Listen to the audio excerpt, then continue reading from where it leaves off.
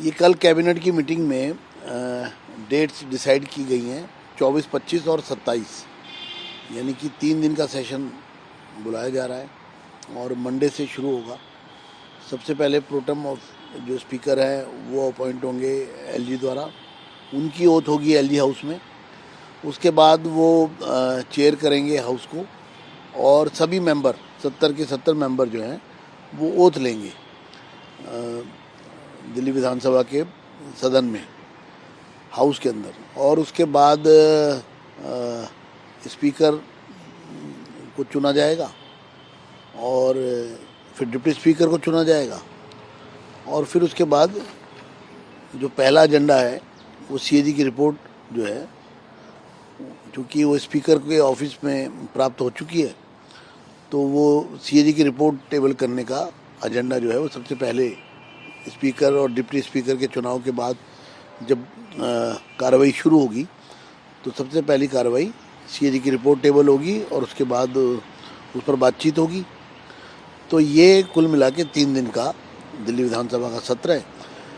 पहली cabinet meeting के लिए मैं बधाई देता हूँ दिल्ली। मैं पहले आपको रोक रहा हूँ, मैं जानना चाहूँगा कि चूँकि आपने सीएजी रिपोर्ट की बात कही है कि टेबल होगी और उस पर चर्चा भी होगी, तो ये आपको लग रहा है कि ये सीएजी रिपोर्ट जो है सो टेबल होने की संभावना किस तारीख को लग रहा है, चूँकि 3 दिन का आपने सेशन का डेट भी बताया है? देखिए, मुझे लगता है कि 24 तारीख को ओथ होगी और स्पीकर का चुनाव होगा, डिप्टी स्पीकर का चुनाव होगा और 25 तारीख को सदन के पटल पर सीएजी की रिपोर्ट रखी जाएगी। और मैं अब दिल्ली कैबिनेट बाद बीजेपी सरकार के गठन के बाद पहली कैबिनेट की बैठक हुई, आप लोगों ने वादा किया था कि हम आयुष्मान भारत लागू करेंगे स्कीम स्वास्थ्य का, और वो लागू भी आप लोगों ने किया। विपक्ष अब ये कह रहे हैं कि यमुना की सफाई, सीएजी रिपोर्ट को टेबल करना, 2500 रुपया महिलाओं को देने का कमिटमेंट आप लोगों की तरफ से किया गया है। बौखला क्यों रहे हैं केजरीवाल जी, थोड़ा तसल्ली करें। आप 10 साल शासन में रहे, 3 बार आपने सीएम की ओथ ली, आपने कुछ नहीं किया, तभी लोगों ने आपको भी हरा दिया। आपकी पार्टी तो हारी। अभी सरकार ने काम करना शुरू किया है, पहली कैबिनेट मीटिंग हुई, अभी तो हाउस भी नहीं बैठा, अभी मेंबर्स की ओथ तक नहीं हुई है, स्पीकर ने चेयर नहीं ली है।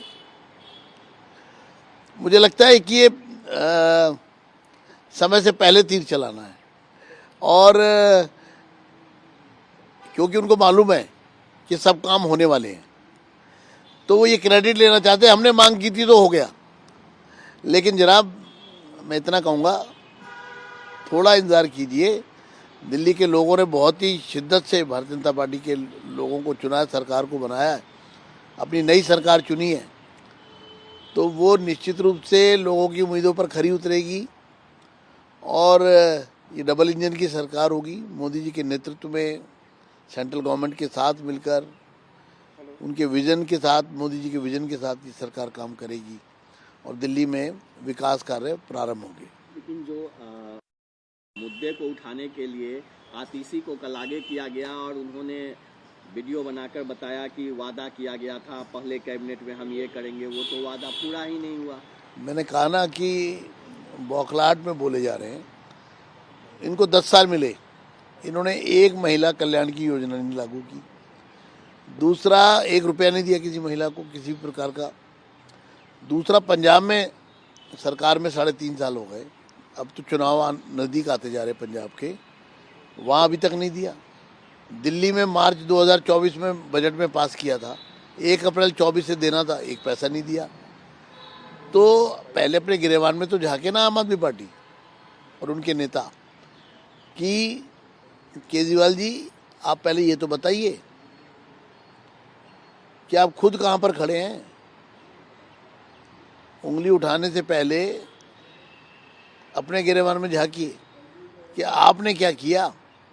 कल आप लोग तमाम बीजेपी के नेता के जरिए मैसेज क्या देना था कि क्या हम यमुना को बदल रहे हैं, यमुना की तस्वीर, यमुना माँ दिल्ली की पहचान है। दिल्ली को अगर जाना जाता है तो यमुना से जाना जाता है। यमुना नदी है तो दिल्ली बसी है और ये अपनी माँ को ही भूल गए।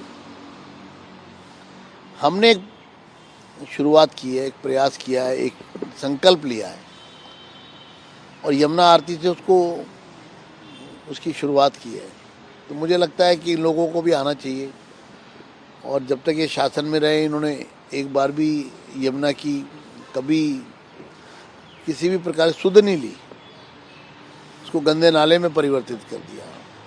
उसको क्योंकि उससे वोट नहीं मिलते इसलिए यमुना माँ को उसके हाल पे छोड़ दिया। तो यमुना हमारी आन बान और शान है, हमारी पहचान है। दिल्ली का अगर इतिहास सैकड़ों हजारों वर्ष पहले जो लिखा गया उसकी शुरुआत अगर किसी से होती है तो यमुना नदी से होती है। कल जबकि पहला दिन था सरकार का, ये विपक्ष वाले ये तो फोटो अपॉर्चुनिटी है, ये आपको क्या लगता है? गैर जिम्मेदार व्यवहार है।